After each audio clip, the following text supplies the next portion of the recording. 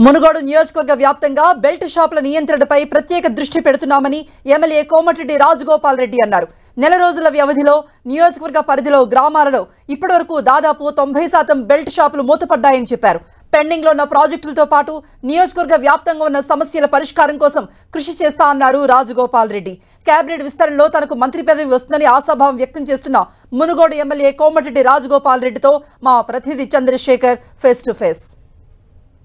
Congress party హామీ ఇచ్చినట్టుగానే ఇటు బెల్ట్ షాపుల విషయంలో మునుగోడులో నియోజకవర్గంలో ముందడుగు వేశారు కోమటిరెడ్డి రాజగోపాల్ రెడ్డి. ఇక్కడ స్థానిక ఎమ్మెల్యే మొదటి సమావేశం ఇటు బెల్ట్ షాపులపై నిర్వహించి ఇప్పటికే దానిపైన అంటే బెల్ట్ షాపులు నియంత్రించే విషయంలో సక్సెస్ సాధిస్తున్నారు. ప్రస్తుతం మనతో ఇటు కోమటిరెడ్డి రాజగోపాల్ ఉన్నారు. చెప్పండి, ఈ బెల్ట్ షాపులకు సంబంధించి మొదటి సమావేశంలోనే దాన్ని మొత్తం కూడా ప్రతి గ్రామాన బెల్ట్ షాపులు మూసివేయాలని చెప్పి కూడా మీరు ప్రత్యేకంగా సమావేశం నిర్వహించారు. దాదాపు కొన్ని రోజులు అవుతుంది. ఎలా ఉంది స్పందన? ఇప్పటివరకు ఎంతవరకు క్లోజ్ అయినాయి?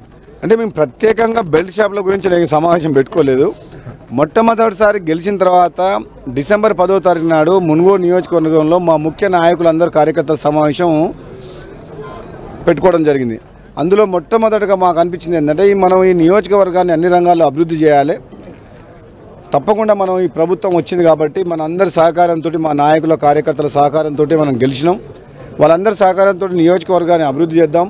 అందులో భాగంగానే ఈ మద్యపానం అనేది ఈ బెల్ట్ షాప్ల ద్వారా విరివిగా దొరకడం వల్ల చాలామంది కుటుంబాలు ఈ తాగుడుకు బానిస, ఎంతోమంది మహిళలు చాలా కష్టాల్లో ఉన్నారు. కాబట్టి దీన్ని కొంచెం కంట్రోల్ చేద్దామని చెప్పి మేము అందరం చర్చించుకొని మీరందరూ దీనికి సహకారం కావాలంటే మా వాళ్ళందరూ కూడా నా గ్రామస్థాయి నాయకులు కార్యకర్తలు కూడా ముందుకు స్వచ్ఛందంగా ముందుకు వచ్చి తప్పకుండా దీన్ని అరికట్టాల్సిన బాధ్యత మనందరి మీద ఉందని చెప్పేసి నిర్ణయం తీసుకోవడం జరిగింది. అందులో భాగంగానే ఆ తర్వాత కొందరు అధికారులను, పోలీస్ అధికారులను, ఎక్సైజ్ అధికారులను మేము చెప్పి ఈ విషయంలో మీరు సహకారం కావాలని చెప్తే వాళ్ళు కూడా సహకరిస్తున్నారు. చాలా వరకు మా నియోజకవర్గంలో, మునుగోడు నియోజకవర్గంలో ఇప్పుడు బెల్ట్ షాపులు, ఇల్లీగల్ లిక్కర్ సేల్స్ అనేది లేదు. చాలా వరకు 99% తగ్గిపోయింది. అడపాదడప ఎక్కడ ఉంటే రాబోయే 1-2 మంత్స్ రోజుల్లో తప్పకుండా వాటిని కూడా కంప్లీట్ చేపించి మద్యపాన నిషేధం కాదు కానీ మద్యపానాన్ని అరికట్టే విధంగా, బెల్ట్ షాపులని అరికట్టే విధంగా ఎక్కడైనా సరే ఎవరికైనా కావాలనుకుంటే వైన్ షాప్లోకి పోయి కొనుక్కొని ఇంటికి వచ్చి తాగే పరిస్థితి. అనవసరంగా ఈ తాగి డ్రైవ్ చేయడం వల్ల యాక్సిడెంట్స్ కావడము, విరివిగా దొరకడం, ఉదయం నుంచి సాయంత్రం వరకు తాగడం, ఎంతోమంది యువకులు కూడా బానిస అయిపోతారు. కాబట్టి దీన్ని కంట్రోల్ చేసే బాధ్యత మా మీద ఉంది.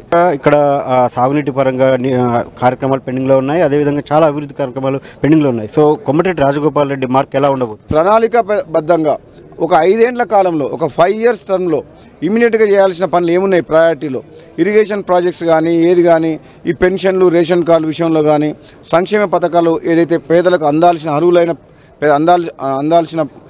పథకాలు అందకపోవడం వల్ల కొందరు నిర్లక్ష్యానికి గురై వాళ్ళు చాలా కష్టాల్లో ఉన్నారు. వాళ్ళకు ఆ సంక్షేమ పథకాలు అందియాల్సిన బాధ్యత ఉంది. అదేవిధంగా కొందరు ఇల్లు లేని పేదలు ఉన్నారు, ఉద్యోగాలు లేని పిల్లలు ఉన్నారు. వీళ్ళందరికీ కూడా మేము ఒక ప్రణాళికాబద్ధంగా తప్పకుండా మేము సమయం వెచ్చించి గ్రామాల వారీగా సమస్యల మీద ఫోకస్ చేసి తప్పకుండా ఈ నియోజకవర్గ అభివృద్ధికి మేము అందరం కలిసికట్టుగా పనిచేస్తాం. మంత్రివర్గ విస్తరణ కూడా రాబోయే రోజుల్లో జరుగుతుంది. నాకు పూర్తి విశ్వాసం ఉంది. మరి అధిష్టానం తప్పకుండా నన్ను కూడా పరిగణలోకి తీసుకొని మంత్రివర్గంలోకి ఇస్తారని నమ్మకం నాకుంది. ఏదైతే భవిష్యత్తు మంత్రివర్గ విస్తరణలో ఖచ్చితంగా తనకు అవకాశం ఉంటుందన్న ఆశాభావాన్ని కోమటిరెడ్డి రాజగోపాల్ రెడ్డి వ్యక్తం చేస్తున్నారు. మునుగోడు నుంచి కెమెరా పర్సన్ వెంకన్నతో చంద్రశేఖర్, 10 TV, నల్గొండ.